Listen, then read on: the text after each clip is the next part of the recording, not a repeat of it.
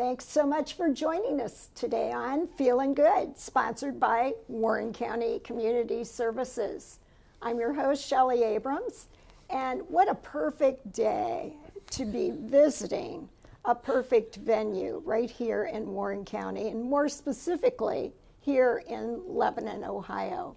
We are so fortunate to be able to snag the director today because I know this has been a very busy day. The director of the museum is Michael Coyen, and I know that today was a lunch and learn. Yes. And now, just in the nick of time, I was able to schedule a little sit down together, and I am so delighted that you were able to work us into the into the calendar because this is a very busy place, isn't it? It's incredibly busy. People often don't understand when they see the facade on North Broad or on South Broadway. It looks pretty calm and complacent, but what's going on inside is amazing, Right. all the time, every day. Right. So. Well, maybe tell our audience, some people may not know where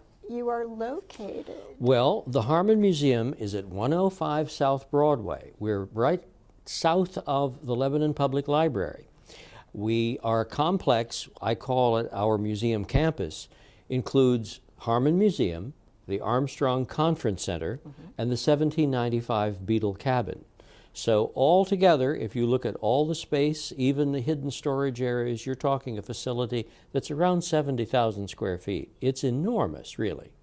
And the thing of it is, oftentimes people may drive past Right. the area and not realize that the door, the entrance that I use today, is actually behind. Yes. The building. This addition was put on to make us sure we were accessible to all. It's on the level with the elevators. It's on level with the parking lot that we share with Lebanon Public Library, which has 88 spaces. We are connected to Broadway by History Walk, which will not, for some reason, retain ice and snow. It seems to melt off pretty quick there.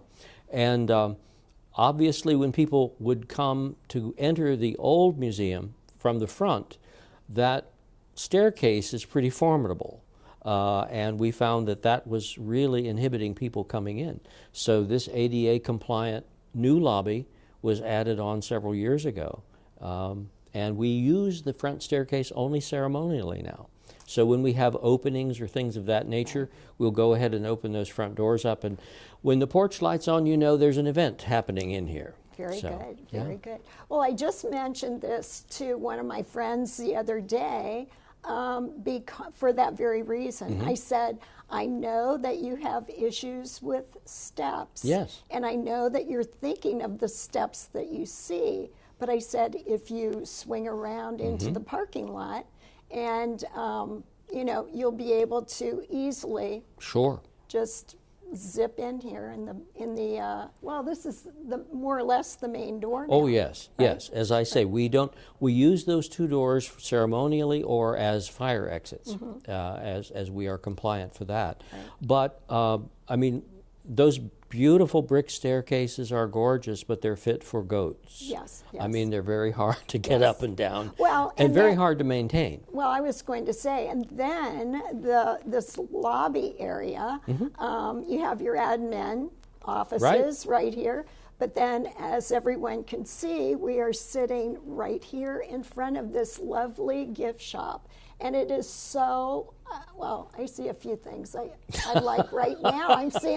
I'm seeing some Charlie Harper things. Absolutely. Right here. We carry Charlie Harper. Give us a little idea of what you carry here in the gift shop. We have, I think we've got about 27 local artisans working in everything from ceramics to glassware to fabric and felting. And that's in addition to around the same number of local artists, or rather authors, from across Warren County and actually Southwest Ohio. It's really amazing when you want to find something kind of rare and unique to come in, and the gift shop, the artists change what's in here, and the gift shop manager, Elizabeth Groelman, stays on top of what's selling and what isn't, and we move things through the shop. And I like it because when you're looking for that something unique, you know, what better than something that's been handcrafted by someone from this region? Absolutely. Yeah. I did some shopping for Christmas this year, and I enjoy bringing my grandkids in Oh, because yes. then they are always intrigued. Well, you can buy a penny whistle, you can buy a piece of a dinosaur tusk or a mastodon tusk, or you can buy, let's say, a bit of a piece of a fossil of some sort. Horn coral is a big seller for the kids. They really like horn coral. I have to remember So, that, which is kind of reminding me to ask you about this monster T-shirt back right behind you. Yes. What's the story with that? That is Warren County's cryptid. Long before there was a Loveland frog, there was the Crosswicks monster. And it was first mentioned in the Western Star in the late 1780s, but this version came about in the 1890s, when two little boys were fishing along a creek in the little village of Crosswicks, north of Waynesville. And supposedly, this creature, which had already been seen by a farmer who was winnowing wheat, this creature stood up and looked at him across a wheat field, eye to eye. It reared up on its hind legs and had small forearms. Well, there was screaming. This monster, according to the Western Star, made off with one of the little boys up the creek, and farmers came from all over to start to chase it. The thing finally dropped the little boy. Now, if you think this is an erroneous thing, my friend who was an associate editor of the Western Star for many years, the late Dennis Dalton, who was a Warren County historian, actually interviewed these two boys when they were almost 100 years old in the early 60s. And when he mentioned this incident to the boy who was carried off, the young man, or the older man, went absolutely catatonic. He was so still traumatized by the event. Now, the curious thing is the monster was never seen again near Waynesville, but months after, the Shakers reported a similar creature in the Shaker Swamp. And then if you follow the newspapers, just across the Ohio-Indiana line beyond Oxford, there was a similar report of a similar creature in the 1880s. So we thought it only appropriate that we celebrate the Crosswicks monster. Oh my gosh, I have never heard that story before. Indeed. And that is fascinating. Yeah. So all sorts of things wind up through the door here. Very good. And so what we did is we looked at an incredible folklore series that was put together in the 60s by Hazel Spencer Phillips. And then John Zimkus and I and others have written some additional books on hauntings and on the wreck of the USS Akron and historic Lebanon for curious visitors. And then we republished for the first time since the 60s the folklore series. What a better way to get to know your community than through its old stories. And how many people know those stories? I mean, you know, that is really discovering hidden history, isn't Well, it? find out about the ghost in the academy. Right. Or find out about light on the grave, or, you know, the curious names of Lebanon's or Warren County's communities. So how long have you actually been director here at the It will museum? be 6 years around St. Patrick's Day coming. Okay. So You are just the perfect person for this. You and I have been in musical theater, community theater for years ago. Right. And you are a native son of Lebanon. Right. And now you are able to share so much of the history, the stories, the folklore, etc. Having known Hazel Spencer Phillips as a boy, the lady who founded this institution, Okay. and having my mother's family been here since 1796, you heard the stories. You knew the people. You knew stories about the people. It was an incredibly well-woven community. No matter whether you were from Franklin or Springboro or Waynesville, there was a connection somewhere. But you were always very proud of being from Warren County. and proud of being from Lebanon. So it was an amazing experience. Well, and I was visiting here in the Armstrong Center a few weeks ago when Congressman Landsman had an event here. Right. And I met you here in the lobby, and you proceeded to show me a few new exhibits. And I said, I must come back and do a Feelin' Good show. And I lined it up with you, and of course we picked the Arctic weather today, but it's nice and warm in here. So wherever you would like to begin, if you want to share with people about the Armstrong Center, and then go from there. And you know, many people have not been in, and I talked to someone who had not been in several weeks ago. And they were kind of disappointed because they wanted their birthday party on the Village Green. They were a member, and we only allow membership to use the Village Green for an event. Okay. Primarily because when that's used, the whole museum has to be staffed because the whole museum is literally open. Okay. So we had to move it down here. Well, she hadn't been in the Armstrong since it had been renovated with the patronage of Bill and Jane Dooning. Right. And the skill of Susan Watts. And it's turned into a beautiful Art Deco room with a grand piano, beautiful kitchens and warming kitchens. It's a wonderfully flexible space, and people don't realize that we host everything in there from black bag bingo that we produce to help the high school baseball team here, to wedding receptions. We've had weddings there. We've had, just this last few weeks, we had the Jane Austen Society of Dayton and Cincinnati with their winter gala, and they had a formal dinner and a dance. It's a beautiful facility. It's very And lovely. so, you know, you're downtown, you've got access to all of this parking, both on street and in the lots. And, you know, it's something we're very proud of, and we're very willing to work with people to make their events happen there. Well, and another aspect of event planning, which I still am involved with some event planning, but through the years, you just don't want another conference room. Right. You know, with tables and chairs and just the basics.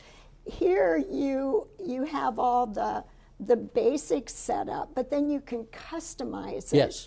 And literally have all the historic exhibits that are available, including the Armstrong exhibit right out in the Armstrong Gallery, which is on Aviation Trail with the National Park Service through Dayton now. We recently received some donations there, so if you want to see a 3-foot-long Hindenburg floating in the air, it's there, with interior pictures, which are very rare of that airship. We also inherited some beautiful die-cast models, which include the Concorde, the Electra, that unfortunately or fortunately was Amelia Earhart's plane, and several other things of that nature, which were just phenomenal. So we keep adding to these galleries. This is not a static museum, as it were. And I'm sure as people visit, and that they are like amazed at the potential, the possibilities. Yes. And they get more and more ideas. Well, you even mentioned a group of folks from Cincinnati were visiting the other day, and some new exhibits. Sure. Well, one of the things, yes, indeed. It's a matter of contacting people, networking with people, and we heard that there was a gentleman who had an extensive collection. He was a former vice president of Procter & Gamble. He had been a Navy JAG officer before he joined Procter & Gamble, and he had been collecting these beautiful ocean liner models that were created by Langfords of London in their original brass and rosewood cases, and in some cases oak. The ships were made by men who actually went to the shipbuilders, to the shipwrights, and built these to the plan. so that if you could, and heaven forbid you would, take the deck off, every deck is created all the way down to the boiler room. Oh my. The whole ship is there as though it could sail. He was looking for a home for these. He had known Mr. Niehoff, who is one of our patrons for the Folk Art Gallery. Okay. And Mr. Niehoff said, well, you know, I'm extremely comfortable with donating what amounts to about $1.1 million of folk art to this institution. We have, if not one of, if we may have the largest collection of folk art in Ohio now. Oh my. And it's still growing. More is still coming. Anyway, that gave this gentleman a level of comfort, because he said at his age he wanted this collection to come to a good place. So we accepted the collection. We're in the process of renovating a space upstairs to create a maritime gallery, which is a marvelous thing. Our historian John Zimkus is also looking up all the various connections to Warren County. Many people don't know there was a dreadnought called the USS Thomas Corwin. I did not know that. Absolutely. Did you know that there was a destroyer in World War II named for General Schenck of Franklin? Oh no. And the list goes on and on and on. So we're just beginning to look at naval and maritime collections from Warren County that will fit into this exhibit.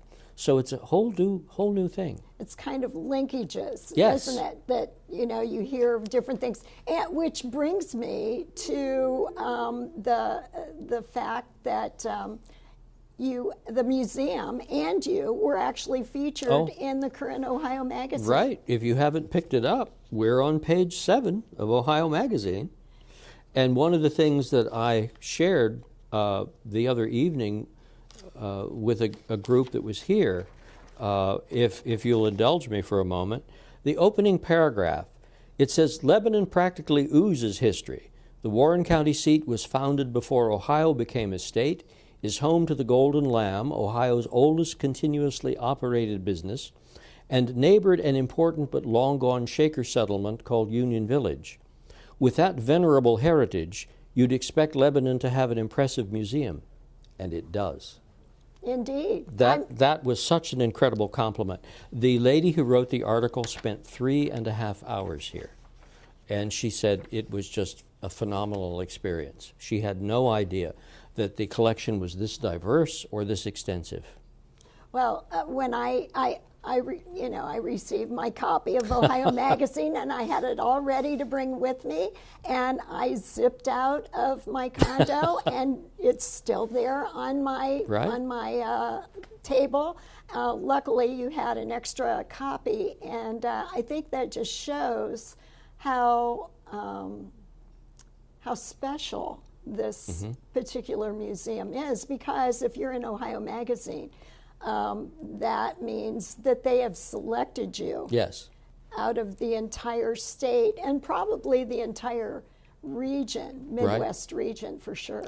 Well, you know, we are also going to be featured in a new map, Trails of Ancient Ohio, that was adjusted to acknowledge and include our incredible collection here at the museum. So instead of the map beginning at Fort Ancient, and those maps will be coming out in the next week or so, it begins here at the Harmon Museum in Lebanon, and then goes to Fort Ancient and all the way to Newark. So it's pretty amazing. So the fact that you just mentioned Harmon Museum, Yes. would you explain the naming of the museum and the significance of the Harmon name? Mr. Harmon was born here, and his father was the lieutenant commander of the Buffalo Soldiers Brigade in Texas after the Civil War. So he and his brother Clifford were raised early on in Texas, but returned here. Both boys graduated from Lebanon High School. Matter of fact, Clifford got into a fist fight on Mechanic Street. And Clifford's interests were aviation. He set early ballooning records. He was the first to fly across Long Island Sound. Ironically, the Harmons are fourth cousins to the Wright brothers, although there was no early connection. But he was issued one of the first flying licenses, Clifford Harmon, before Orville and Wilbur. Oh my. And he established the Harmon International Aviation Award, which is still given out by the Smithsonian. Now, our patron, William Elmer, purchased a farm in southern Warren County, put a road down the middle of it, divided it into acres, and financed people buying it. He invented the subdivision. So by the time he was 35, he had the largest real estate corporation in the world, Wood and Harmon, and he built a little thing in Manhattan called Brooklyn. Oh my. So by the time that was going on, a neighbor was Andrew Carnegie. He lived in town on the Upper East Side in Manhattan. He started putting pins in maps in 39 states of the Union and acquiring an acre here or 5 acres there. And then he would call his friend Frederick Law Olmsted, designer of our Harmon Park and Harmon Golf Course, because Mr. Harmon brought him here to do it, but he was also of Central Park fame. And he would say, Olmsted, this little town needs a playground, this town needs a football field, this town needs a basketball diamond, basketball court, and so forth. These were places Mr. Harmon never even visited. So even if you drive across Ohio, there are Harmon parks hidden away here and there, and no one even knows who they were named for. For Lebanon, as I mentioned, he gave us the park and the 9-hole golf course, and he gave us the old Central Building in 1913, which was a forerunner of the YMCAs before there were YMCAs outside of New York. But he wasn't done, because there's significance to the painting that's on the wall there in the lobby. That used to hang in the Metropolitan Museum of Art. And Mr. Harmon, because of his compassion for the plight of African Americans, created the Harmon Foundation Award in Harlem to give awards out to people in the arts and sciences and literature and film and dance and you name it. And anybody who was an African American artist were given exposure, were given a medal, and their careers were given an incredible lift. As a matter of fact, our good friend Bing Davis from Dayton, Bing credits his entire career with the inspiration he got from the Harmon exhibitions in Harlem in the 20s. So it's quite an amazing journey. Mr. Harmon was incredibly generous, and of course he established the Harmon Civic Trust here in Lebanon. So the Harmon Museum is something that we look at when we make a decision about a program or how we're going to change or add something to the collection. We always go back, well, what would Mr. Harmon want? What would Mr. Harmon do? And I think he would want this institution to be appreciative and educational on the past, but to also embrace wholeheartedly the future, which through the twinkling of an eye will become yesterday. Well, I was just going to say that the importance of having this museum located here. It's such a gem. It's so unique. And how many times have I heard people say, "Oh, I've never been there." That's right. I should stop in. I said it's a must see destination. We have people come in from Cleveland. We have people come in from Pittsburgh. We have people come in from, well, last year we had 18,000 visitors. They were from 27 or 28 states of the Union and 9 foreign countries. Even the ambassador to the Caribbean from the King of Sweden was here to visit. And the fact of the matter is, to a person, they say, we cannot imagine a community having such a quality institution. And the thing of it is, with the faith in what we're doing and the belief in what we're doing, that some of these incredible collectors are bestowing their babies on, that ship collection he still worries over even though it's here. The folk art, Mr. Niehoff is still worried about because it's his collection. He's been collecting it for 60 years, but he finds it comfortable that it's here, and he wants to share it with all of us. Well, I was just speaking with a friend this afternoon before I came here, and she lives in Middletown, and I told her I was coming here, and she goes, we actually had some a collection of some of her aunt's hats. Yes. and from like the 20s. Oh, yes. And you know, Yeah. different eras. And now they've found, you know, some additional coats that kind of go together. So I said, well, you'll have to call Michael and, Sure. you know, check and see, because I know that you've had fashion shows here. Oh, yes. Because I've worn some of the, I remember wearing an 1890s wedding dress. Oh, yes. Which was so amazing to see how it was constructed, how it was, the fabric used, Right. how tiny the waist was, Right. you know, at that time. And it was amazing to just. People be don't in that realize, show. again, in another whole facet, we have, except for Kent State's, the largest textile collection in the state of Ohio. And we just received an incredible sampler from a sampler guild in northern Ohio that they chose to bring it here. I mean, it's just phenomenal.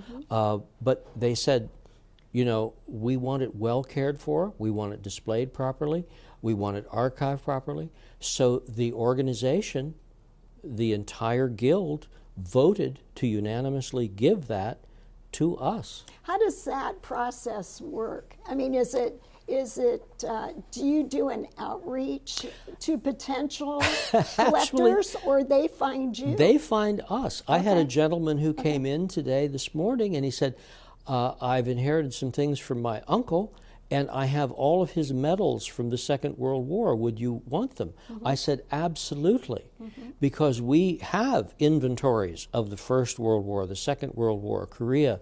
We have uniforms. We have, in some cases, armament, guns and things. And yes, that's where it should come, so we can actually preserve it. Now, obviously, space is tight, Right. so we have to be very careful. And a lot of times people will say, well, I have old newspapers or I have old books. We can't really take those items because they're too expensive to preserve, and by the fact they're on wood pulp paper, they're deteriorating already. So we have to be very careful with what we accept. So when people are considering donating something, we ask them, if you could, send us a photograph. Okay. Send us a photograph or bring a photograph in. You don't have to bring the piece of furniture or something in, but that way we can decide whether we can fit it in. Because as I said, our space is large, but it's not infinite. Right. And that's something we have to face. So it's not just a museum that has beautiful, like I see, just going through, I mean, there are carriages here. Sure. There are sleighs, you know, beautiful sleighs from one-horse open sleigh, Right. vintage.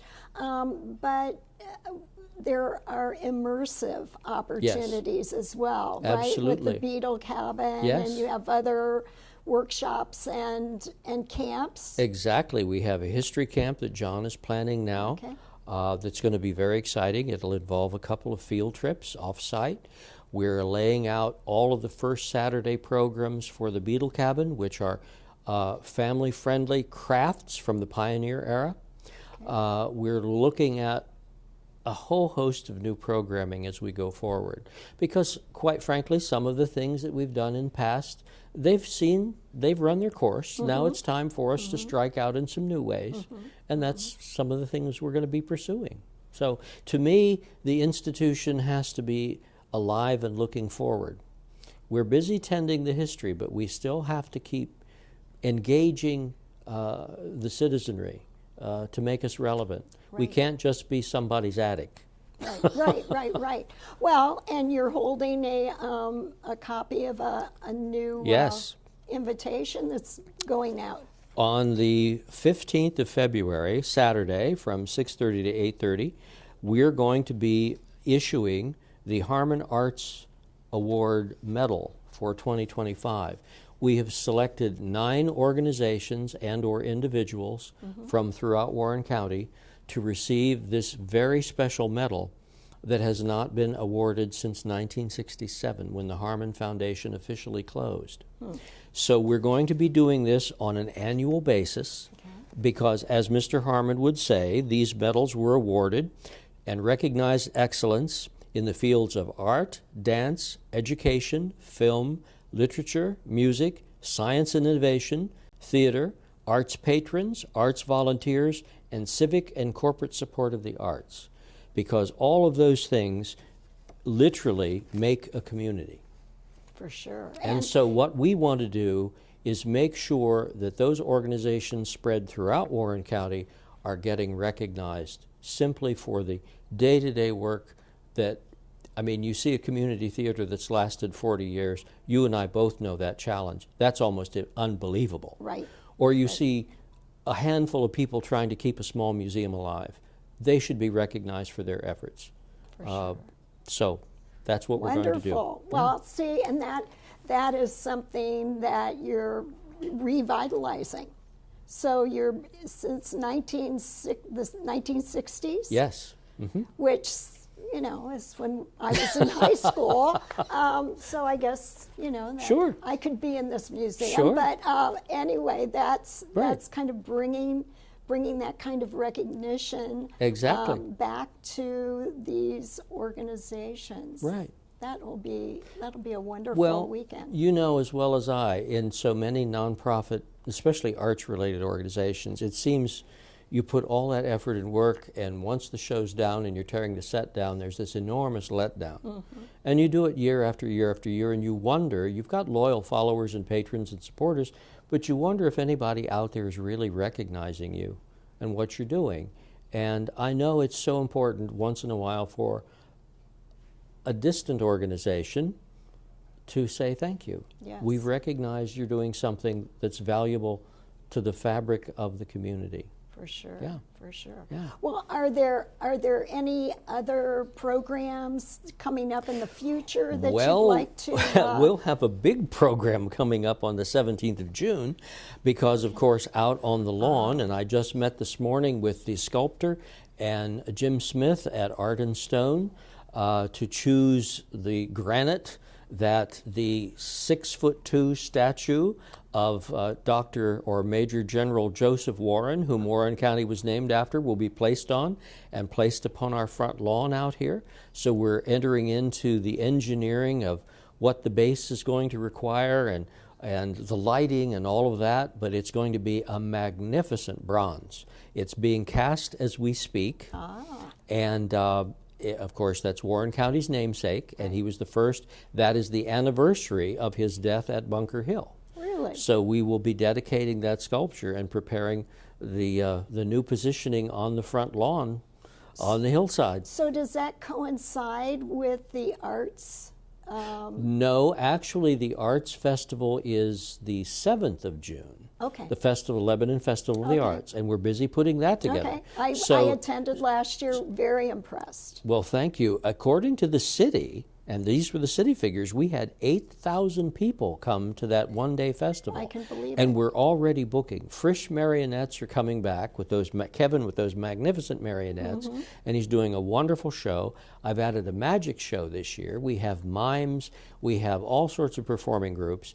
There'll be craft classes and things in the cabin, and Mike Smith is working diligently to make sure that we have a juried selection of wonderful art vendors. We do very much like they do at Summer Fair, where those who have booths are juried first, so that we don't have 6 booths of the same thing. Right. And we kind of can ensure the quality of what we're presenting Well, it to the was public. just so charming, and it was Right. here. Yes. It was at this Yes. end of Broadway, down by the train station and the museum, of course, and so on. So it was quite lovely to walk around. Well, you know, when Summer Fair used to be in Eden Park, I liked it because you were walking. It was kind of, you'd run across someone playing classical music, and then you turn a corner and go around here, and there's someone playing jazz. But it was kind of quiet, and it was nice for families, and there was all sorts of activities going on at the same time, and that's what we want to do here. So we'll have the opportunity for young people to create art again. We're going to have a contest where you create art out of found objects.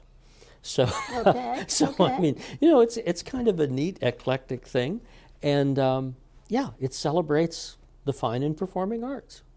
Well, for people to either contact you or for them to remind themselves Right. what's going on here at the museum, what would be the contact information, your website, The best thing would etc.? be the website, Okay. wchsmuseum.org. Okay. And that will get you information regarding the festival or any of the other things.